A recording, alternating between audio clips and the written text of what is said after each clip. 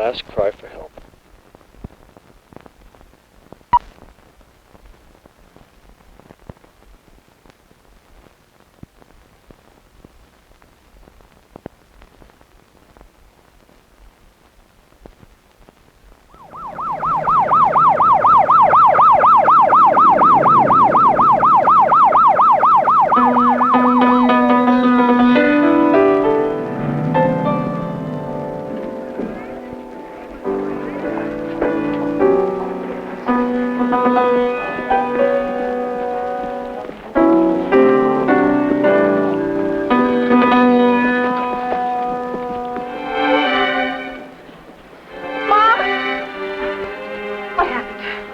To the house at 3. My hairdryer was broken and I just wanted... Never mind. Where is she?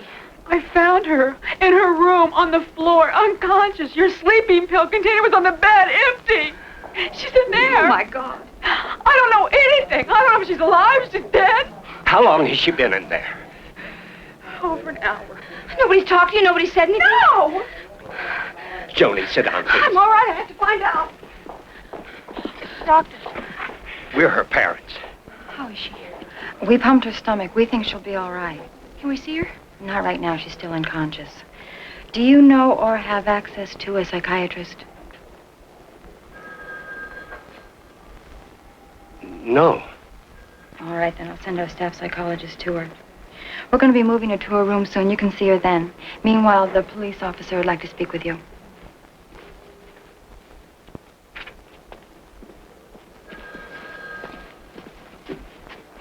I don't understand. Why the police? It's usual when we're called in on attempted suicide, sir. I didn't know what to do. I didn't know who to call. This is a mistake, an obvious and regrettable mistake. I know my daughter. She would not attempt to take her own life. Why should she? She's loved. She's happy in her own home. She's a cheerleader. She's a B+ student. She's very popular. Why would a girl like that want to take her own life? Why? It looked like an attempted suicide when we found her. It was an accident or some experiment she was trying. That's all it was. That's all. My daughter did not attempt suicide. That is my statement.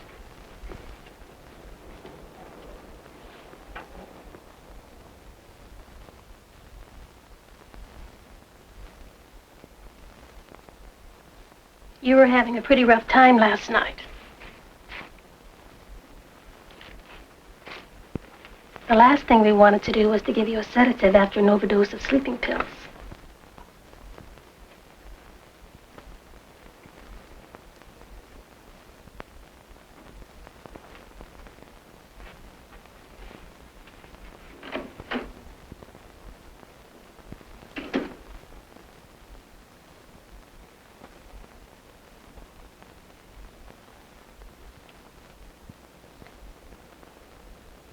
Mom.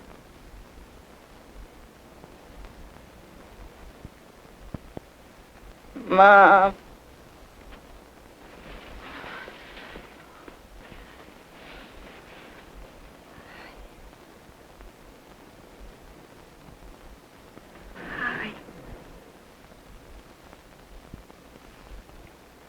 I dreamed that I drowned. Ralph, wake up. I remember all the things that I said.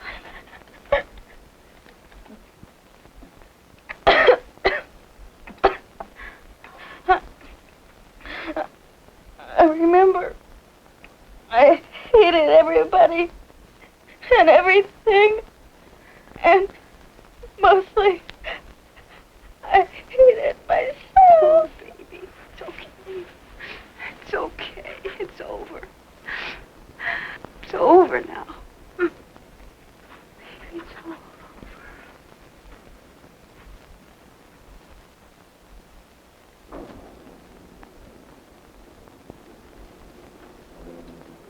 Hello, I'm Dr. Abbott, the staff psychologist. I'd like to talk with you.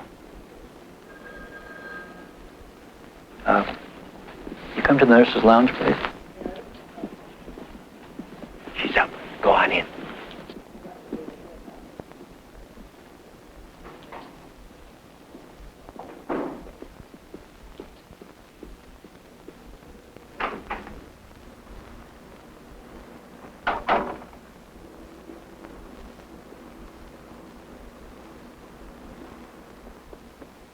Brought your stuff.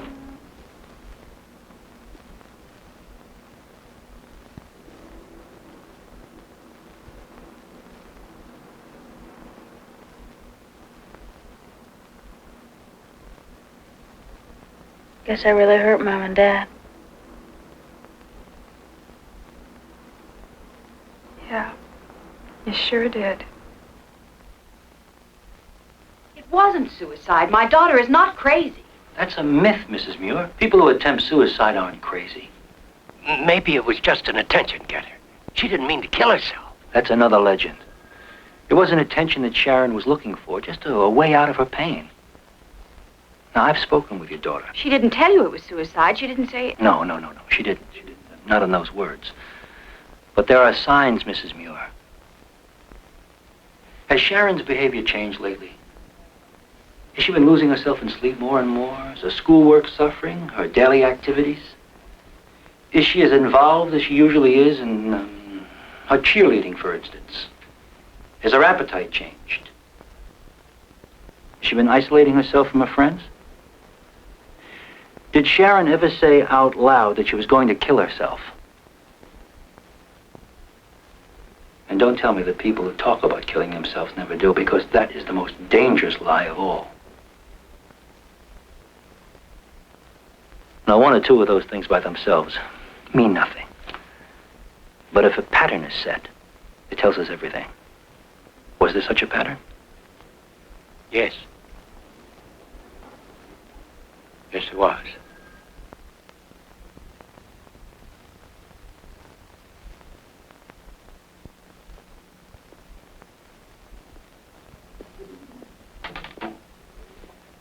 Mrs. Muir, suicide amongst teenagers is the second highest killer in the land.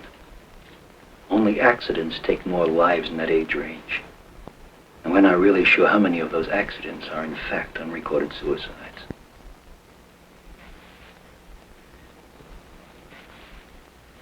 My point is that, as parents, you're not alone in this.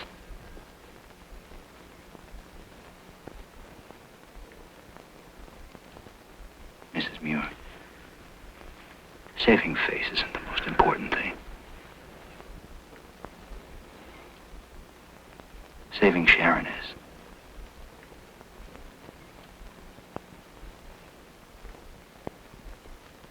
Well, because of the police report, we are legally required to keep Sharon under observation for 72 hours. Now, what happens to her after that is up to you and Sharon and what we can learn about her. I would like your cooperation and your help. Can I have it? Yes.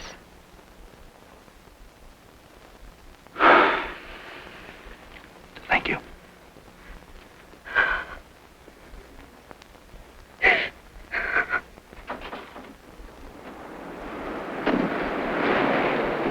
suppose all I know is pain. I'm even comfortable with it sometimes. You're so comfortable that you'd even try to kill yourself to get rid of it?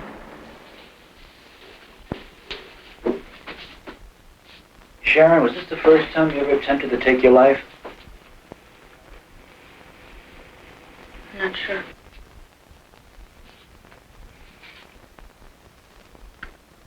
There was one time that I'm not sure.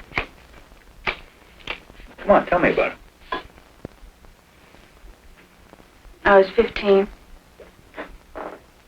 And I went out to the beach with my mother and my father and my sister Connie. And there was an argument. I don't remember about what or how it ended. Anyway, I went swimming, and I guess I went a little too far out. And I tried to get back in. And I couldn't. Some lifeguard came out and got me.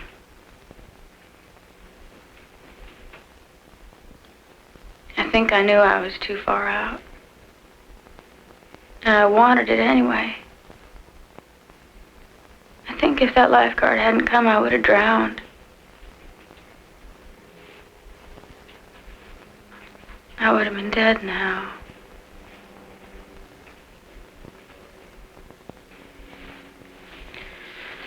Maybe it was an accident. And maybe it wasn't. I don't know. Now, that argument must have caused you a great deal of pain to have done that. I hate my life. Why? Because of all the things I'm supposed to do and supposed to be for everybody. I feel like I'm a bunch of silly putty twisted in and out of shape. And I'm tired of all the pain. I'm tired of all the rotten people I meet. Listen, I can understand that. But everyone feels pain, Sharon. The trick is to free ourselves of as much of it as we can and then try to cope with what's left. You know, we all live with some pain. And as far as those rotten people, you know, the people that hurt us without meaning or want to, I don't think you've come across any more than anybody else. But I wonder if any of that would have happened if you didn't allow it.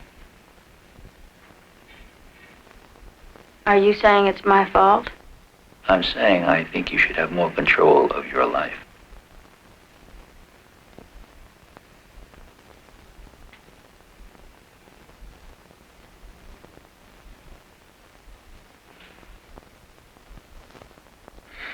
Sharon, I want to look over the MMPI and the Rorschach test you took, and listen, we'll talk again later, all right?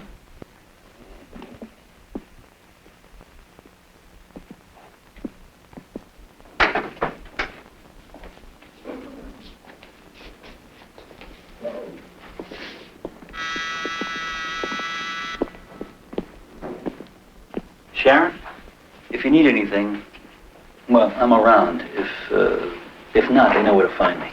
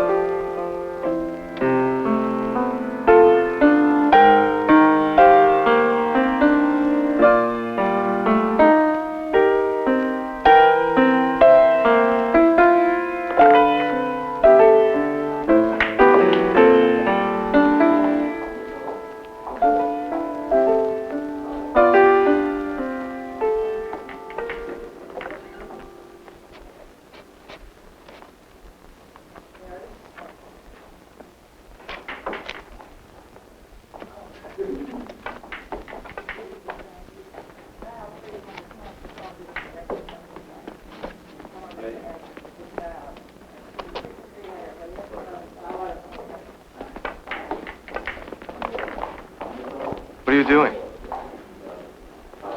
What? You were looking at me.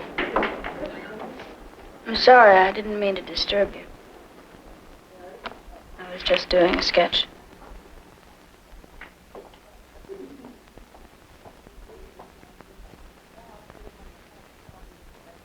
Yeah, it's good. Not really. Thanks. Well, I can't draw at all, so to me it's good.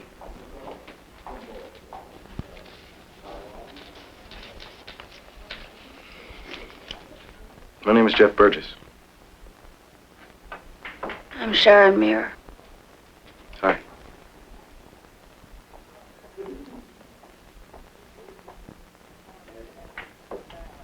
Why are you here? I'm sorry, I didn't mean anything. It's all right.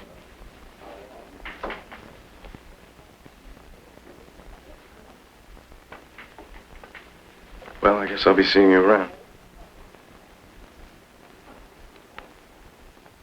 Suicide. What? I tried to kill myself.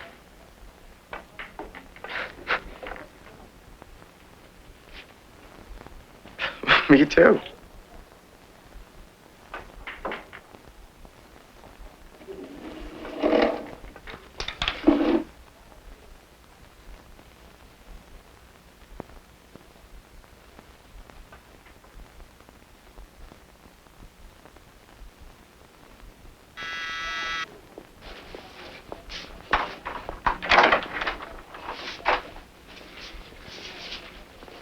So we'll see you tomorrow then, huh?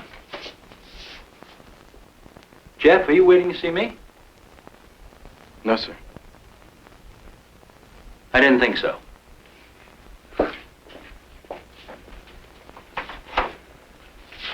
Hi. They're serving. You hungry? No. Me neither. Well, we can walk through the green and blossoming hallways. We can pick some flowers.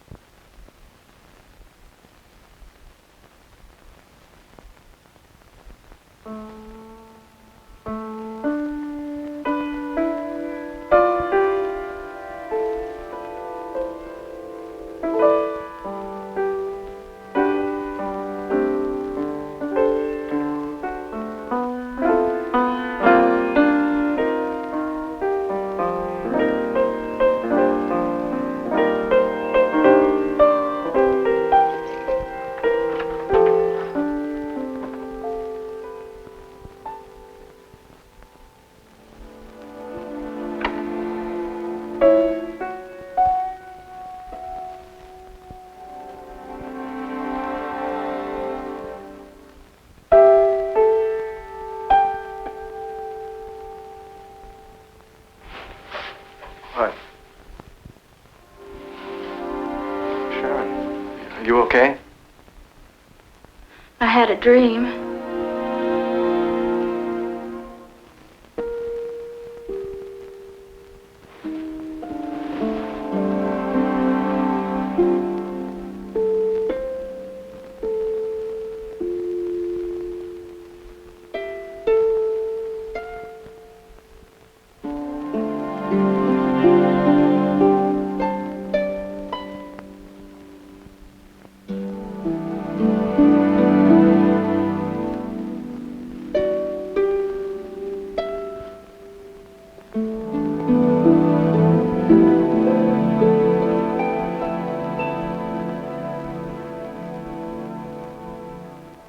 I think the pain you felt when you took those pills was a long time in coming.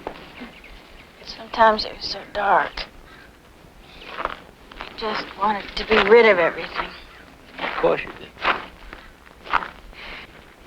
Well, there are miracles, Sharon.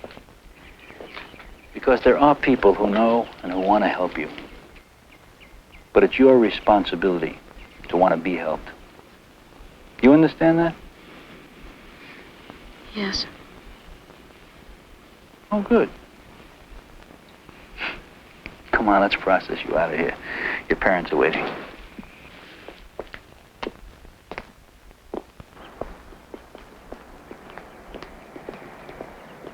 I understand your feelings, Mrs. Muir. You're embarrassed. You're even humiliated by this, and I can sympathize with you wanting to leave it all Don't behind. patronize me, Doctor, please. I'll be at the car with Dad. What are you trying to say? I think there's a possibility that you might get into your car and run away from the problem that you and Sharon are facing. I'd love to, but it would be hard to pretend that nothing happened. Well, at first it might be. But as time passes, things return to normal. You might feel that the crisis is over, and all is well. It won't be. Maybe it will. Time has a way of healing things. Doctors aren't the only answer. Mrs. Muir, your daughter is in a high-risk category. She's not dealing with the feelings of hurt and depression. The suicide danger is very real. No matter what you think, no matter what Sharon thinks. Even if she swears she'll never do it again. She's fighting. She's literally fighting for her life. Now you can help her. You can hurt her.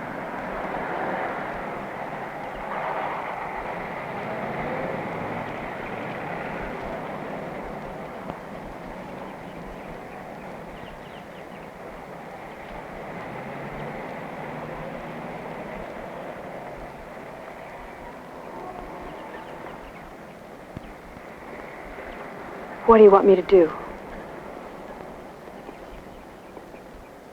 I want you to spend time with her. Listen to her.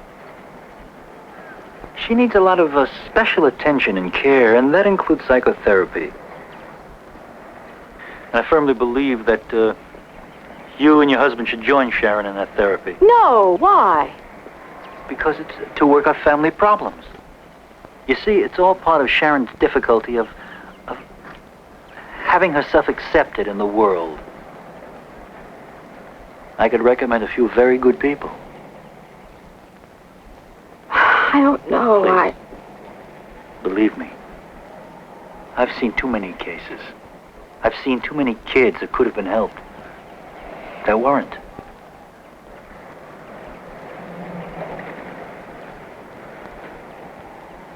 How about you? Can we see you? I'm sorry. I really have a full case load as it is.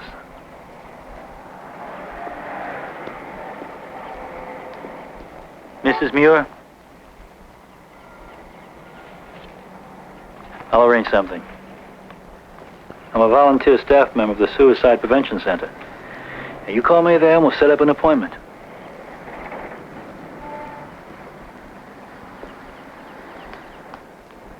Mrs. Muir? If you don't call me, I'll call you.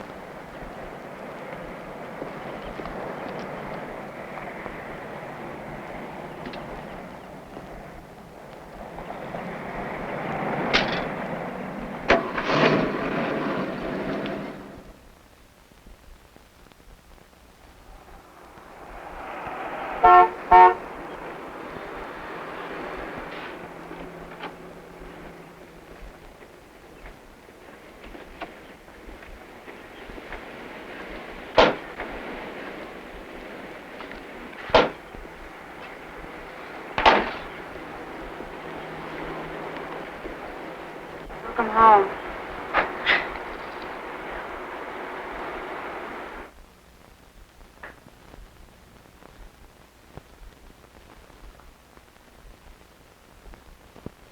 Did you call your mother-in-law? Oh, yes, I did. Jenny's up and at 'em. Even with the rotten cold, you can't keep that kid down.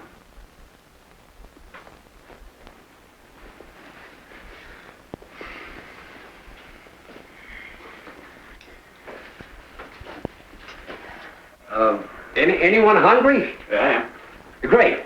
How about some barbecued spare ribs? Sure. I'll run down to the bar. You do no such thing. I put up a tuna casserole before we left for the hospital. It's your favorite, Sharon. Sharon, you know what Connie did? Oh, no, Pete, not now. Come on, honey. You did a nice thing, and I want to tell her about it. She went to the high school, and she spoke to some of your teachers. She got you off the hook for a lot of your homework. And she brought home some of the stuff you needed. What did you tell them? That you were sick. Nothing else? Oh, of course not. Oh, Sharon, I'm surprised at you. Why would Connie want to tell them anything else?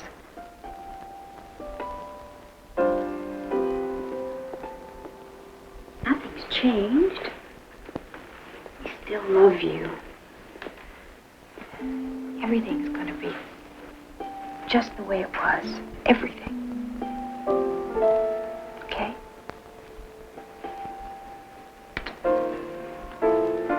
You go get washed up.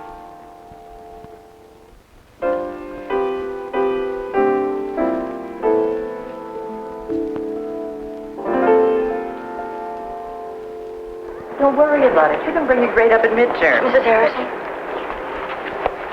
I'd like to get the homework assignments from you that I missed. Homework assignments are important, Sharon, but I don't want to put too much pressure on you. Oh, it's all right. I can do it. Well, maybe there's no need. Your sister, she said you were pretty sick, and... It's all right. I can do it. You sure? Yes, I'm sure. Let's talk about it again. Maybe tomorrow. Why don't you think about it overnight?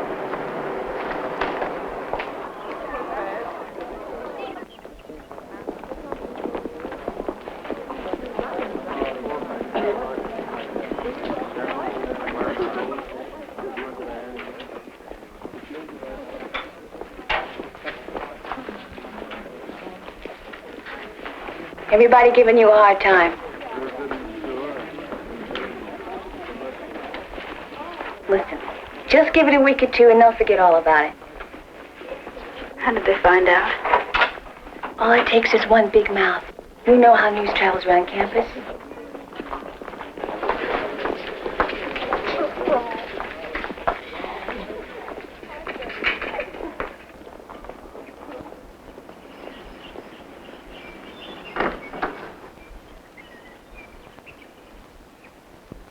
Do you feel that you treat Sharon differently than Connie? Of course I treat Sharon differently than Connie. Sharon and Connie are different. Just as much as Ralph and I are different. How different? Different and equal, or just different? I'd say we were equal, wouldn't you? No.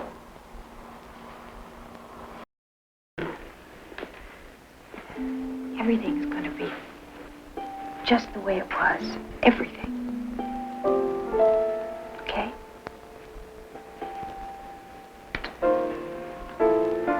You go get washed up.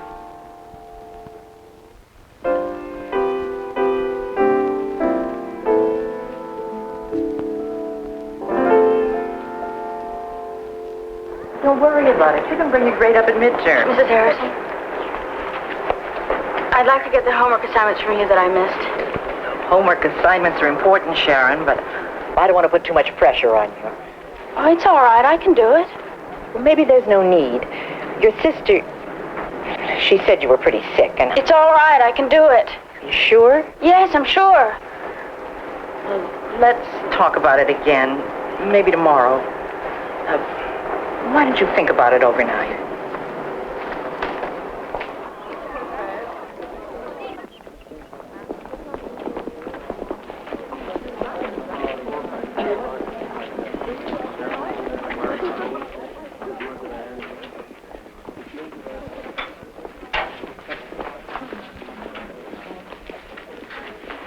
Everybody giving you a hard time. Listen, just give it a week or two and they'll forget all about it. How did they find out? All it takes is one big mouth. You know how news travels around campus.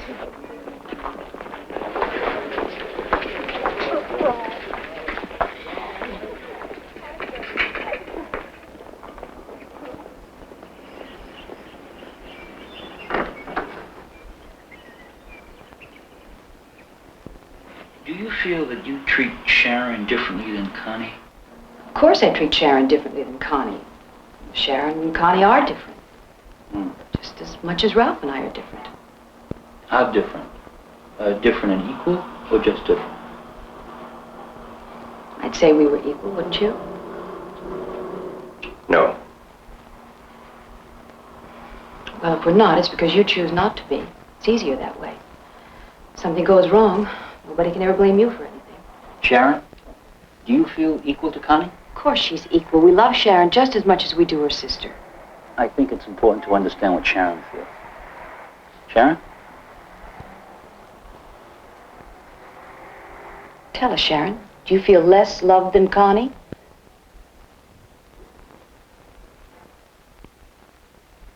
You never seem to have as much time for Sharon as you do for Connie. You never seem to have enough time for either of us. We're here to talk about Sharon, not us. No, it's all part of talking about Sharon.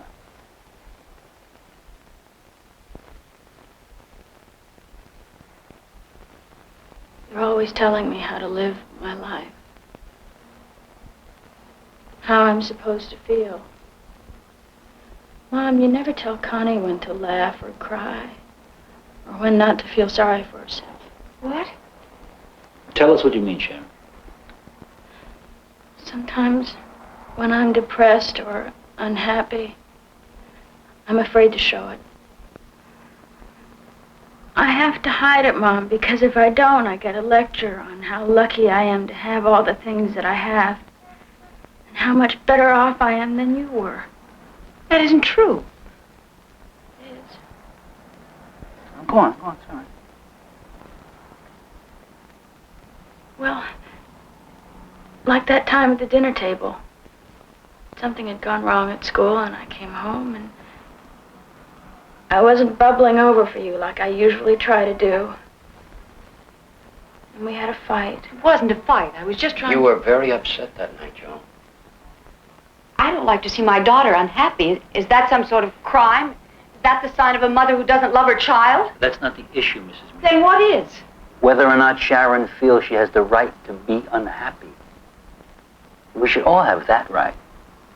The right to suffer if we need to mourn the passing of a loved one or a friendship, to be in pain if we're in pain. No, it's really not fair to demand that our children live a life with painted smiles on their faces because we can't stand to see them suffer. That's really too much to ask of them, you know?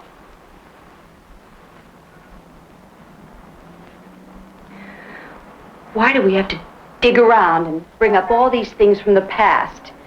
We all make mistakes. We all can't be perfect. I don't want to have to deal with the past. That's all over and done with. I'm just saying that if we understand the past, we can change the future. You're saying it takes a sacrificial lamb so that the past will be purged. Let it be me. Sure, heap all the blame on me. Why not? That's what everyone's been doing from the very beginning, isn't it? That's what this whole meeting's all about. Mrs. Muir, nobody is anxious to place blame on you or anyone else. That would be a waste of time. All I know is that I've tried. I brought up 2 children. I did everything I thought was right. I love Sharon. I love my husband. And I think we can handle our problems without tearing one another apart. I'm going home now.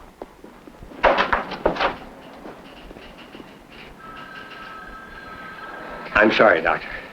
I don't think she'll come back. Well, what about you and Sharon? I don't know. Look, honey, we have to keep the peace. You'd better come with me. Sharon? Sharon? Karen, wait a minute, please. Mr. Muir. I'll wait in the car with Mom. Look, I hope you come back. Maybe you and I can meet once or twice a week. I don't know. Sharon, try, will you? It's important. Look, nothing has changed. That world you're going out to is the same as it was before, with the same pain, the same loneliness. It won't change, Sharon, until you do. Sharon. Look, if it gets really tough, if the pain gets as bad as it did when you reach for those pills, will you call me? Somebody you want to talk to or be with? Sharon? I don't care what happens to you. Dr. Abbott, I've got a 13-year-old boy on the phone with a gun at his head.